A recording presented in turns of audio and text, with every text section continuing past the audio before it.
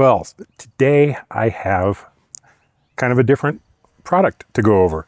This is the EnjoyCool 2380 BTU air conditioner. Now, last year we added diesel heater to our camping kit so that we could get into the colder seasons, but during the summer it can get quite toasty, not only here in Colorado, but in Utah or wherever else we may be. It can get pretty toasty when you're in a tent.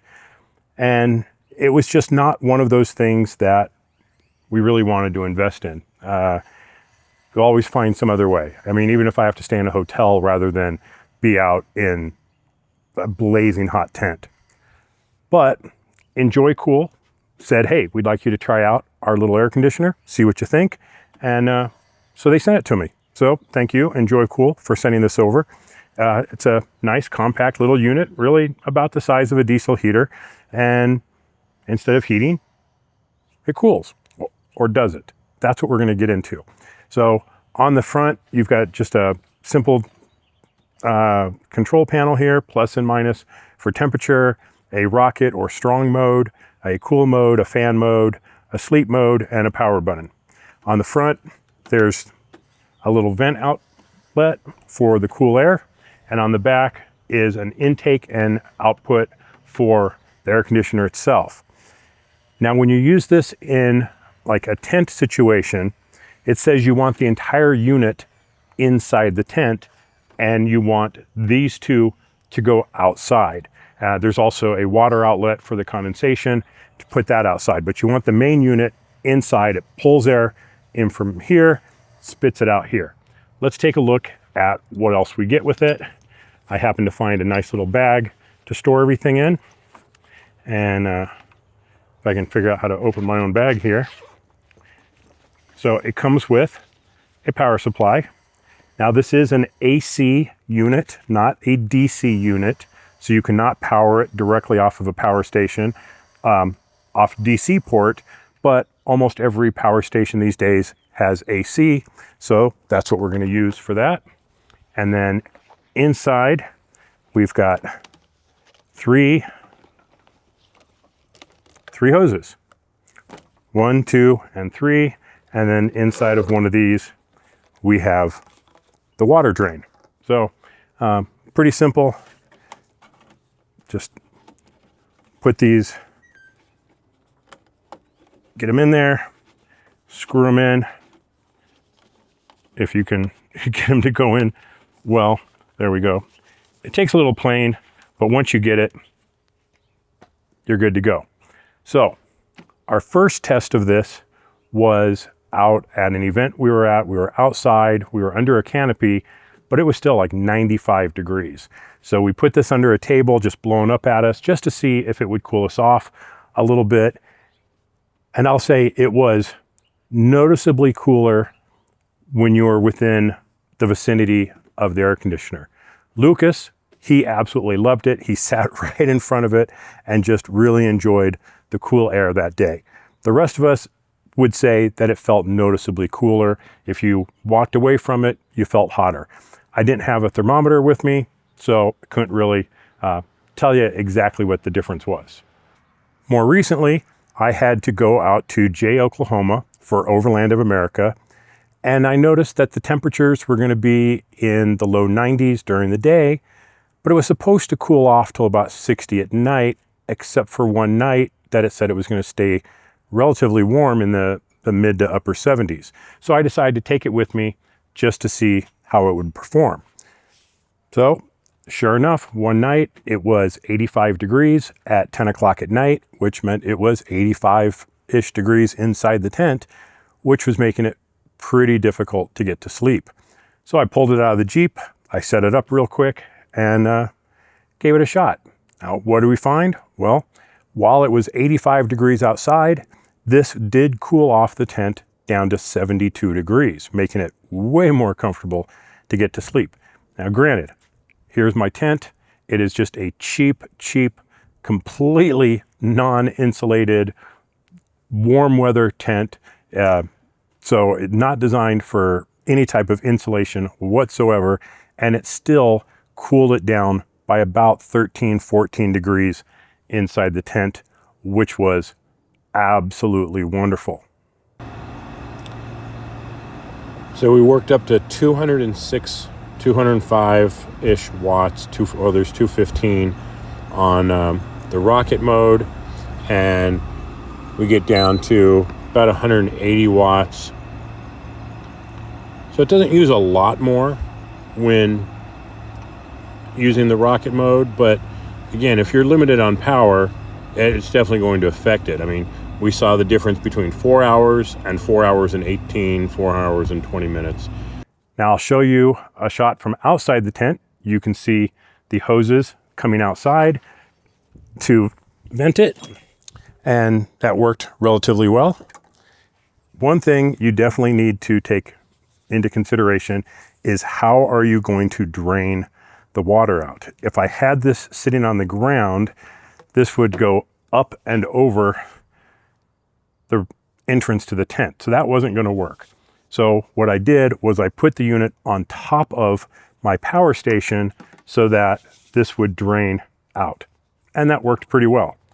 Now, a pretty common complaint is getting this nipple or this connector onto the nipple in the back. It is a very tight squeeze. I found that if I wet it a little bit and just put it at an angle and just kind of worked it on, it would hold on there quite nicely. So that worked, and water was draining out. Now, I would say for the few hours that I ran it, it probably generated maybe a quarter cup or less of water. It was a very insignificant amount of water, so I wasn't too concerned about that. Sound-wise, not very loud at all. You heard that in the video. I was talking right over it, and not a big deal by any stretch. Now, what does this thing cost? When we're looking at competing units on the market from big name companies, those things can get $1,000, $1,500 and more very, very quickly.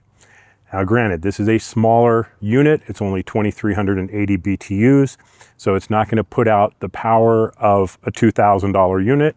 It's also not going to draw as much power either. So pros and cons there, right?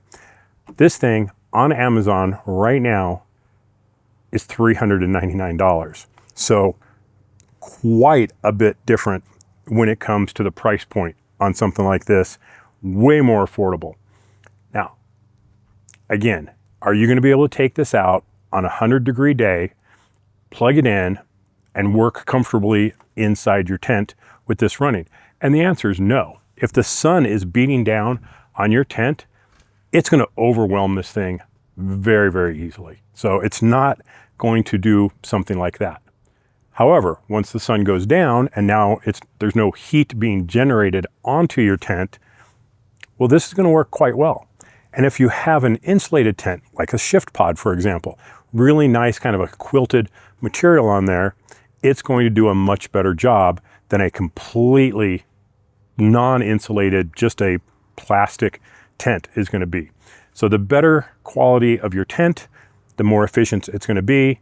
And once the sun's not beating on your tent, it's going to work even better, and it's going to get you down, quite nicely. A nice tent, nice insulation on it, you probably see a 20, 25 degree drop in temperature. I was seeing about a 14 degree drop at max. So, but again, it made it totally comfortable for me to sleep. That I was super appreciative of. The question is this going to be a regular part of our kit? Well, yeah, absolutely. If we're going out and we know that it's going to be hot, we're going to take it. If it's going to be cold, we're going to take a diesel heater. I wouldn't say we're necessarily glamping by any stretch, but just being able to extend our seasons, being able to go out in those hotter times, being able to go out in those colder times with the diesel heater makes a huge difference when it comes to comfort. You can carry something like this. Well, you don't carry less blankets because you don't need blankets when it's 80 degrees inside your tent. But when you're taking a diesel heater, you can take less stuff because it's going to keep you warm. Well, this guy is going to help keep you a little cooler. Is it the best unit on the market? Well, at this price point, it's the only unit on the market that's going to come in at this price point and do a job the way it does. So, do I recommend it? Sure.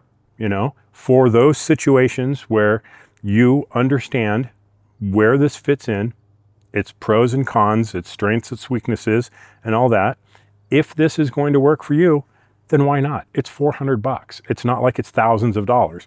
That still may be out of some people's price range, but if you want that extra bit of comfort, or in many cases, just making the wife happy, let's face it, that's a thing, then this is going to be a good unit for you.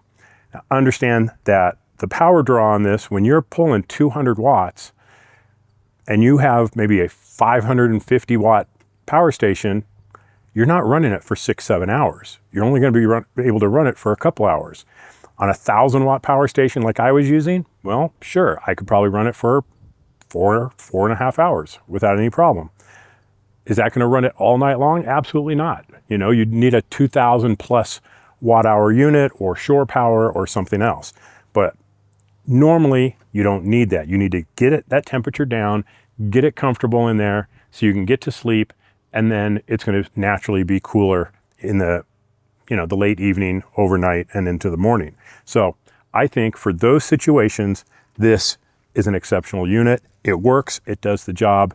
And again, thanks to EnjoyCool for sending this over. It's something we're going to use on a repeated basis, and hope you enjoyed it. If you like these types of videos, be sure and click that like button. Subscribe if you are inclined to. We always appreciate that. And as always, from Katarina and myself, stay safe out there and maybe a little cooler. And we'll see you on the trails.